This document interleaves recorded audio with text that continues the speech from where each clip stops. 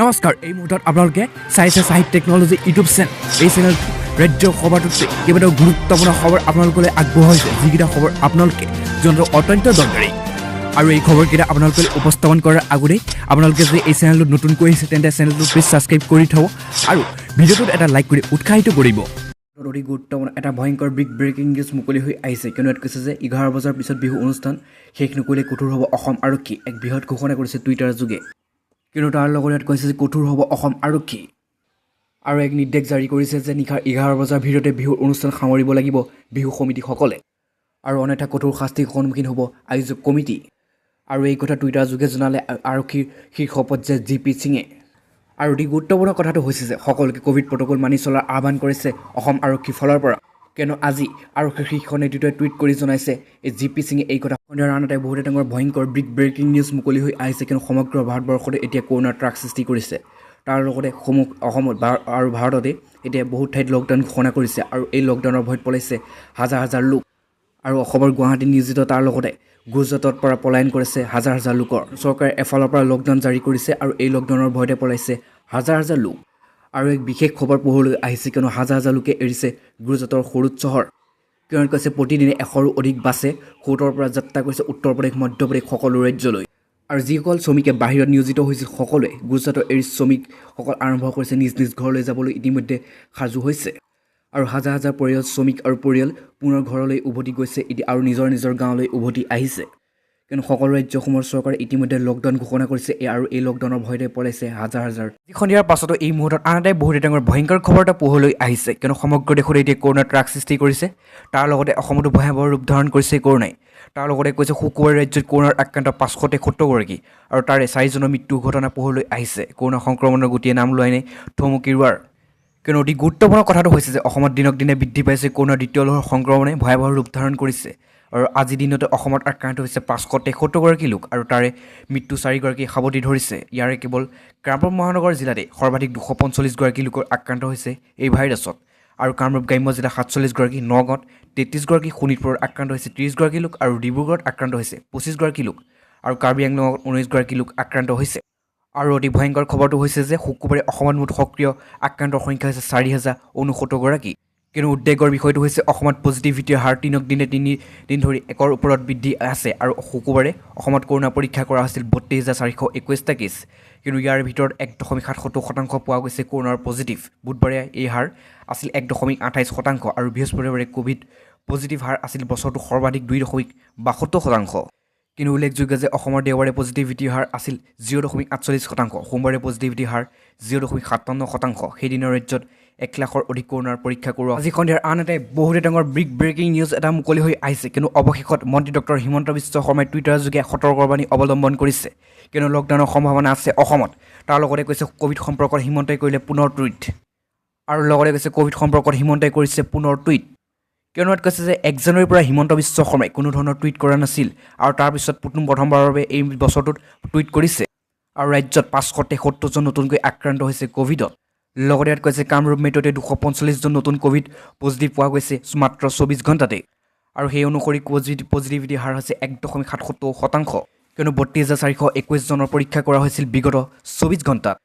আৰু তাৰপিছতে মন্ত্ৰী ডক্টৰ হিমন্ত বিশ্ব শৰ্মাই কোভিড সম্পৰ্কত হিমন্ত বিশ্ব শৰ্মাই পুনৰ আজি টুইট কৰিছে সতৰ্কৰ পাছতে এই মুহূৰ্তত অতি গুৰুত্বপূৰ্ণ এটা ভাল খবৰ মুকলি হৈ আহিছে কিয়নো কৰ্মচাৰীয়ে PPFত জমা কৰক ধন কিন্তু তাৰ লগতে কৈছে যে আপুনি যেতিয়া অৱসৰ ল'ব তাৰপিছতে আপুনি কোটি টকা লাভ কৰিব কিয়নো কৈছে 55 বছৰ বয়সৰ পূৰ্বে লাভ কৰিব 1 কোটি টকা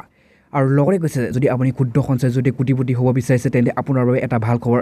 আছে আৰু আপুনি কৰ্মচাৰী ভৱিষ্যত নিধি অৰ্থাৎ PPFৰ বিনিয়োগ কৰিব পাৰে নেকি তেতিয়া কোটি টকা আপুনি লাভ কৰিব পাৰিব আৰু প্ৰতিমাহে PPFত কম পৰিমাণৰ ধন জমা কৰিও কোটিপতি হ'ব পাৰিব আপুনি কিন্তু ইয়াৰ বাবে আপুনি আজিৰ পৰা বিনিয়োগ কৰিব আৰম্ভ কৰিব লাগিব এই ধন আৰু আপুনি অৱসৰ পিছতে ধনৰ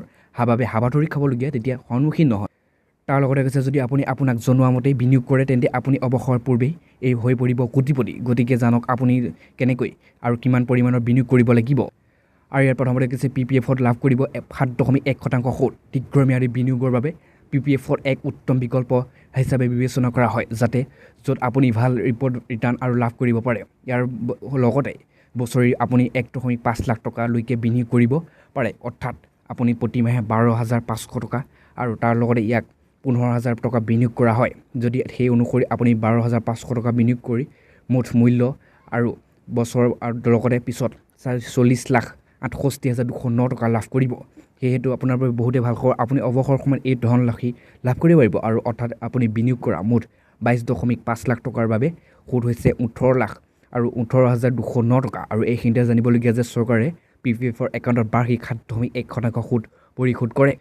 কিনত কৈছে কেনেদৰে হ'ব আপুনি কোটি টকা আৰু উদাহৰণস্বৰূপে এই মুহূৰ্তত আপোনাৰ বয়স হৈছে 30 বছৰ আপুনি আজিৰ পৰা PPFত বিনিয়োগ কৰা আৰম্ভ কৰিছে যদি আপুনি প্ৰায় 15 বছৰ প্ৰতিমাহে PPFত 12,500 টকা জমা কৰে তেতিয়া আপোনাৰ জমা কৰা 40 লাখ আৰু 68,209 টকা আপুনি লাভ কৰিব আৰু আপুনি এই টকা উলিয়াই নেপেলাব আৰু ইয়াক পুনৰ 5 বছৰলৈ বৃদ্ধি কৰিব পাৰিব অৰ্থাৎ যদি আপুনি 15 বছৰ পিছত আপুনি 5 বছৰৰ বাবে বিনিয়োগ কৰে তেন্তে 20 বছৰ পিছত আপুনি লাভ কৰিব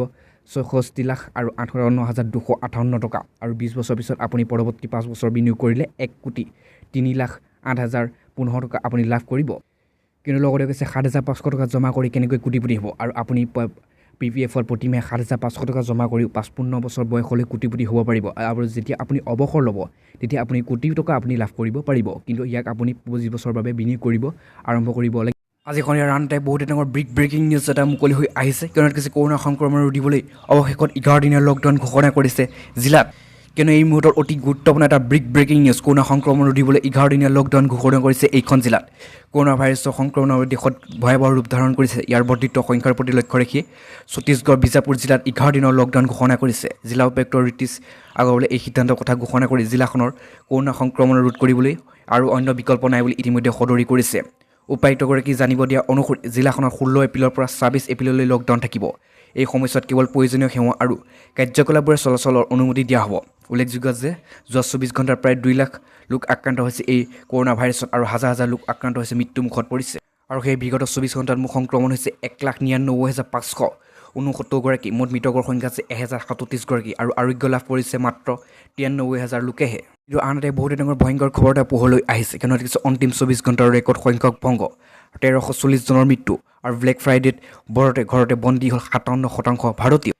লগতে কৈছে দেশখনত কৰোনাৰ প্ৰকোপ নিৰন্তৰ বৃদ্ধি হৈ আছে প্ৰতিদিনে ভাইৰাছৰ নতুন ঘটনাই অভিলেখ ভংগ কৰিছে ইফালে শুকুৰবাৰে এদিনতে 1,340 জন লোকৰ মৃত্যুৱে দেশখনৰ কৰোনাৰ ভয়াৱহ পৰিস্থিতি পুনৰ এবাৰ পোহৰলৈ আহিছে লগতে কৈছে যে ৰেকৰ্ডৰ মৃত্যুৰ পৰা অনুমান কৰিব পাৰি যে শ্মশানত মৃতদেহৰ অন্ত্যেষ্টিক্ৰিয়াৰ বাবে ঘণ্টাৰ 2 ঘণ্টাৰ পিছত অপেক্ষা কৰিব লগা হৈছে এনেকুৱা পৰিস্থিতিৰ সৃষ্টি হৈছে চিকিৎসালয় বাহিৰতো ৰোগীৰ দীঘলীয়া শাৰী দেখা গৈছে যদিও মৃত্যুৰ পৰিসংখ্যাই দেশখনক অস্থিৰ কৰি তুলিছে কৰোনাৰ দ্বাৰা সংক্ৰমিত ৰোগৰ বৰ্ধিত সংখ্যাই আকৌ এবাৰ দেশখনৰ জনসাধাৰণৰ আঘাতকৈ বেছি লোক আক্ৰান্ত হোৱাৰ বন্দীৰে খবৰ ইতিমধ্যে পোহৰলৈ আহি লগতে কৈছে কৰোনাৰ সংক্ৰমিত ৰোগীৰ সংখ্যা শুকুৰবাৰে আকৌ এবাৰ অভিলেখ ভংগ কৰিছে সমগ্ৰ দেশতে দেশখনৰ অন্তিম মাত্ৰ 24 ঘণ্টাতে 2,33,869টা নতুন পৰিঘটনা পোহৰলৈ আহিছে আৰু কৰোনাৰ বৰ্ধিত ঘটনাই দেশৰ বেছিভাগ সংখ্যক কোনো নহয় প্ৰকাৰে পিছুৱাই যাবলৈ বাধ্য কৰিছে আৰু দেশৰ 15খন ৰাজ্যৰ এতিয়া কেন্দ্ৰীয় শাসিত অঞ্চল সময় হিচাপে কাৰফিউ লকডাউন ঘোষণা পূৰ্ব কৰিছে আৰু পৰিস্থিতি নিয়ন্ত্ৰণ হৈছে যে বিভিন্ন নিষেধাজ্ঞাৰ বাবে দেশৰ জনসাধাৰণে আধাতকৈ 57% নিজৰ ঘৰতে থাকিব লগা